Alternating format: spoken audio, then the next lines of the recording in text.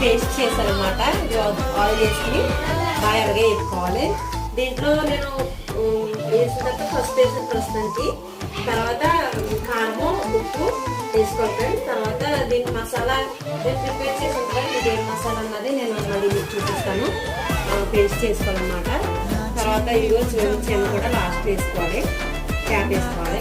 ఇది కొద్దిగా యాగలిపోయి బాగా రెడ్గా అవ్వాలి. ఇది ఫ్రెండ్స్ నేను మళ్ళీ చూపిస్తాను.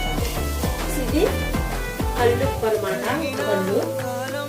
ఓకే, కారం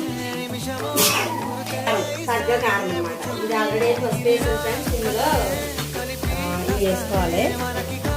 వేసిన ఫ్రెండ్స్ బాగా తిప్పుకున్నాయి.